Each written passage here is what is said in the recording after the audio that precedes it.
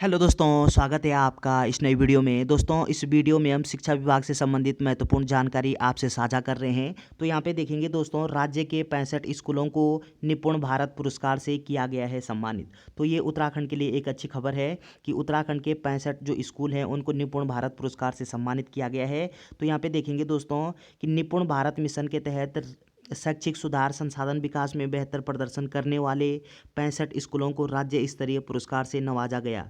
तो शुक्रवार को ननूरखेड़ा स्थित SCRT सभागार में आयोजित समारोह में शिक्षा सचिव रविनाथ रमन ने विजेता स्कूलों के प्रधानाध्यापकों को पुरस्कार वितरित किए हैं। इस मौके पर रमन ने सभी स्कूलों को बधाई देते हुए अन्य स्कूलों को भी प्रेरणा लेने को कहा है। इस दौरान निपुण भारत मिशन के तहत कार्यरत 13 संदर्भदाता को भी सम्मानित किया गया है। तो कहीं ना कहीं ये उत्तराखंड के लिए एक अच्छी खबर है कि यहाँ पे जो राज्य स्तरीय पुरस्कार है वो 65 स्कूल इसके लिए चयनित किए गए हैं।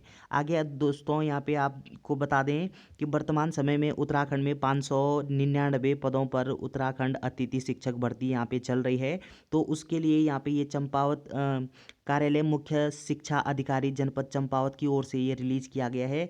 तो यहाँ पे दोस्तों आप देखेंगे कि ये जो जिन जिन अभ्यर्थियों का नाम यहाँ पे यानी प्रवक्ता संवर्ग में यहाँ पे हम बात कर रहे हैं। तो प्रवक्ता संवर्ग में नागरिक शास्त्र, हिंदी, भूगोल, अर्थशास्त्र में जो गेस्ट टीचरों की जो भर्ती चल रही है उसके लिए यहाँ पे अभिलेख जो सत्यापन है वो 13/12/2024 को यहाँ पे कल संपन्न हो गए हैं।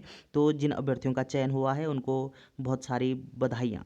आगे दोस्तों आप देखेंगे कार्यालय मुख्य शिक्षा अधिकारी पौड़ी गढ़वाल, तो ये भी अतिथि शिक्षकों से जुड़ा हुआ मामला है। तो यहाँ पे जब आप देखेंगे तो ये इन अभ्यर्थियों को बुलाया गया है 21 दिसंबर 2024 को 10:30 बजे इन अभ्यर्थियों को यहाँ पे उपस्थित होना है। जिन अभ्यर्थियों का नाम इस लिस्ट में होगा उन अभ्यर्थियों को समय से यहाँ पे पहुँचना है 21 दिसंबर 2024 को।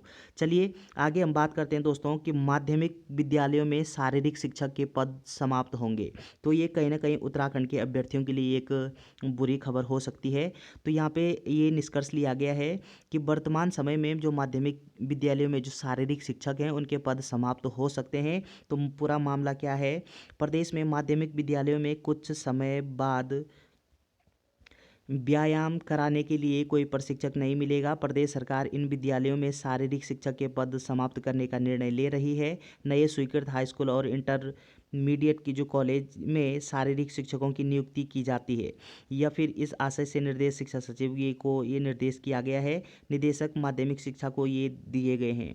शासन की ओर से प्रदेश के राजकीय उच्चतर माध्यमिक और जो राजकीय इंटर कॉलेज हैं शिक्षकों के पद सृजित करने के लिए एक नया मानक निर्धारित किए गए हैं। अब प्रदेश में जितने भी नए हाई स्कूल और इंटर कॉलेज खोले जाएंगे उनमें एक नए मानकों के अनुरूप शिक्षकों की जो पद हैं वो सृजित किए जाएंगे। इन मानकों के तय होने से प्रदेश के सरकारी माध्यमिक विद्यालयों में शारीरिक शिक्षकों की भर्ती नहीं होगी।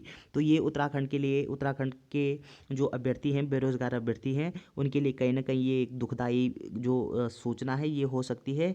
लेकिन क्या करें, ये उत्तराखंड जो सरकार है ये उनका फैसला है। तो आप देखेंगे B.Ed डिग्री धारक हजारों युवा होंगे प्रभावित। तो हजारों जो युवा हैं उत्तराखंड के वो इस निर्णय से प्रभावित हो सकते हैं। तो यहाँ पे दोस्तों आप देखेंगे कि माध्यमिक विद्यालयों में शारीरिक शिक्षक का पद समाप्त होने से B.Ed जो डिग्री धारक हजारों युवाओं का शिक्षक बनने का जो सपना है वो टूट जाएगा। जबकि पहले से तैनात वो शारीरिक शिक्षक जो लंबे समय से प्रवक्ता पद पर पदोन्नति किए जाने की मांग कर रहे हैं उनकी मांग पूरी होने के रास्ते भी बंद हो जाएंगे। तो कहीं ना कहीं ये बेरोजगार युवाओं के लिए एक अच्छी खबर नहीं हो सकती है। आगे आप देखेंगे दोस्तों कि ये मुख्य शिक्षा अधिकारी नैनीताल की ओर से ये रिलीज़ किया गया है। तो उत्तराखंड में जो यहाँ पे आप देखेंगे एक तो अतिथि शिक्षक भर्ती चल रही है और ये यहाँ पे देखेंगे दोस्तों ये भी एक अतिथि शिक्षक से जुड़ा हुआ मामला है। तो वर्तमान समय में 599 पदों पर अतिथि शिक्षक भर्ती चल रही है। तो प्रवक्ता संवर्ग की जो अतिथि शिक्षक भर्ती है वो सामान्य शाखा कि जब हम बात करते हैं तो सामान्य शाखा और महिला शाखा दोनों में यहाँ पे तैनाती की जा रही है।